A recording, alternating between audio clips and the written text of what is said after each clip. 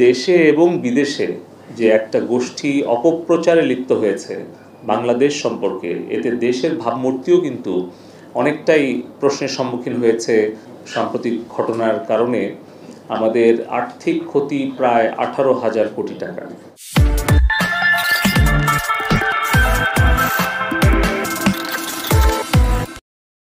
Internet service provider তাদের সামগ্রিকভাবে আমাদের ডাক, টেলিযোগাযোগ, আইসিটি মন্ত্রণালয় এবং আমাদের বেসরকারি খাত সব মিলিয়ে এই গত সাম্প্রতিক ঘটনার কারণে আমাদের আর্থিক ক্ষতি প্রায় 18,000 কোটি টাকা।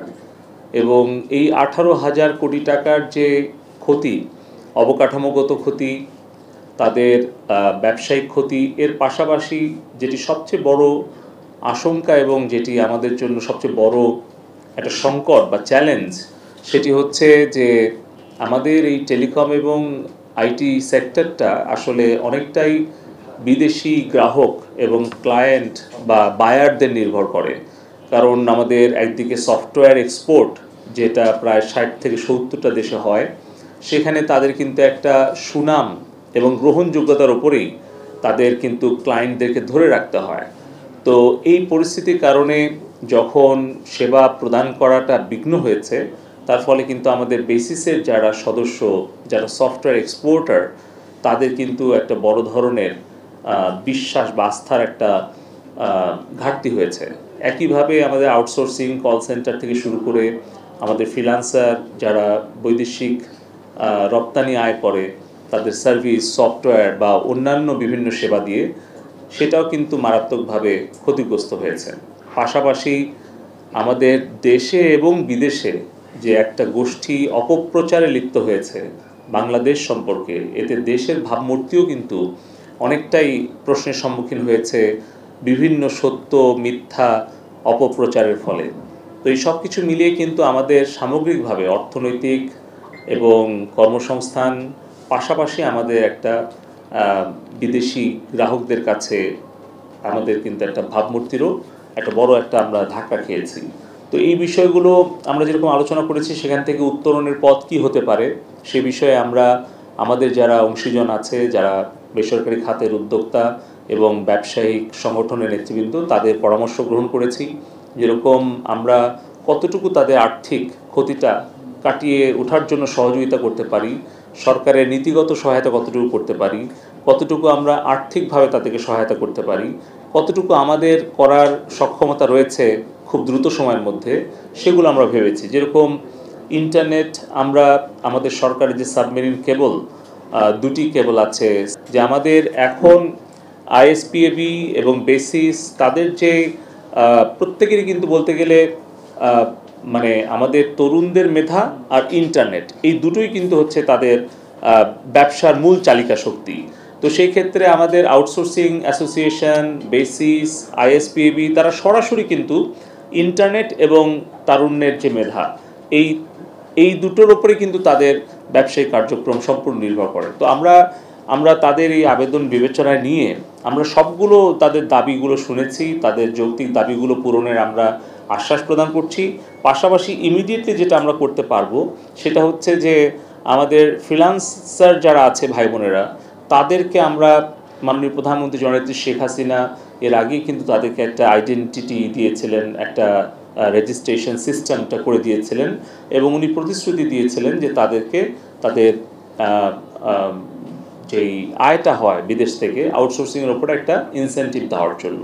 তো আমাদের আইটি, হার্ডওয়্যার, সফটওয়্যার এবং সার্ভিসের ক্ষেত্রে 10% ইতিমধ্যেই আছে এক্সপোর্টের ওপরে। ফ্রিল্যান্সার ভাই বোনদেরকেও আমরা আসলে একটা ইনসেন্টিভ দিতে চাই। আমি গত পরশুদিন আমি বাণিজ্য মন্ত্রী মহোদয়কে একটা অনুরোধপত্র দিয়েছি, এবং আমরা আরও জোর দিয়ে এটা চেষ্টা করব যাতে ফ্রিল্যান্সাররা একটা প্রক্রিয়ার মধ্য দিয়ে ICT division, post telecom division, আমাদের অ্যাসোসিয়েশন, তাদের সহযোগিতা নেই। যেরকম বেসিসের কোনো মেম্বার যদি ক্যাশ ইনসেন্টিভ চায়, তাহলে বেসিসের কিন্তু একটা প্রত্যয়নপত্র বা এক ধরনের মেকানিজম আমরা বাংলাদেশ ব্যাংকের সাথে করেছি।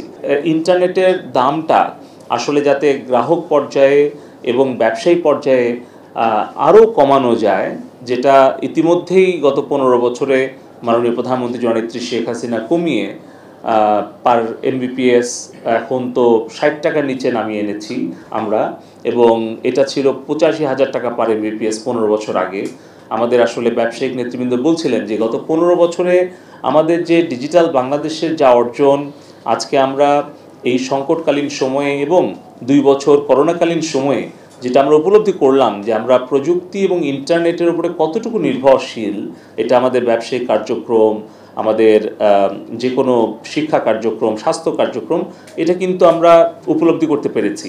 তো এই জায়গাটা থেকে আমাদের এই তারুণ্যের মেধা এবং প্রযুক্তির শক্তিকে আমরা কাজে লাগিয়ে কিভাবে 41 সাল নাগাদ একটি উন্নত, সমৃদ্ধ, একটা প্রগতিশীল আমরা সোনার বাংলাদেশে পরিণত হব, স্মার্ট বাংলাদেশে পরিণত হব, তার জন্য আমাদের এই সংকটকালীন সময় থেকে আমাদের যে অভিজ্ঞতাটা তৈরি হলো সেটা কীভাবে কাজে লাগানো যায়, এবং কখনোই যাতে বাংলাদেশে ইন্টারনেট কখনোই সম্পূর্ণ ব্যাহত না হয়, তার জন্য আমাদের যারা ব্যবসায়িক নেতৃবৃন্দ আছেন তাদের পরামর্শ আমরা গ্রহণ করেছি। কিভাবে বিজনেস কন্টিনিউটি প্ল্যান করা যায়, কিভাবে এমার্জেন্সি ইন্টারনেট নেটওয়ার্কটা আমরা প্রোটোকল একটা তৈরি করতে পারি, যাতে করে আমাদের ব্যাংকিং সেক্টর কিন্তু আমরা চালু রাখতে পেরেছিলাম, কিন্তু আমাদের মোবাইল ফাইন্যান্সিয়াল ওয়ালেট কেন কাজ করতে পারলো না, কিংবা আমাদের সিভিল এভিয়েশন কাজ করলো, হয়তো আমরা আরেকটা সেক্টর হয়তো আমরা কাজ করতে পারলাম না, কিংবা আমাদের আসলে রিডান্ডেন্সিটা কেমন হওয়া উচিত, কিংবা সাবমেরিন কেবল থেকে ফাইবার অপটিক্যাল কেবল আন্ডারগ্রাউন্ড আসবে, সেখানে ওভারহেড কতটুকু যাবে, বা ওভারহেড যদি যেতেই হয় তাহলে তার নিরাপত্তাটা কেমন থাকবে, এই সামগ্রিক বিষয় নিয়ে আমরা কথা বলেছি। একটা হচ্ছে বর্তমানে আমাদের যে টেলিকম এবং আইসিটি সেক্টরের যে ক্ষতি, সেটা কিভাবে কাটিয়ে ওঠা যায়। আরেকটা বিষয় হচ্ছে যে আমাদের তরুণ প্রজন্মের আস্থা, বিশ্বাস কিভাবে আমরা আসলে বাড়াতে পারি, বৃদ্ধি করতে পারি, এবং এই যে একটা কর্মসংস্থানের যে একটা ঝুঁকি তৈরি হয়েছে সেটা কীভাবে আমরা কাটিয়ে উঠতে পারি। আমাদের আইসিটি ডিভিশনের একটা ইন্টার্নশিপ প্রোগ্রাম আছে, যেখানে আমরা লক্ষাধিক তরুণ তরুণীকে আমরা ইন্টার্নশিপের আওতায় আনতে পারবো।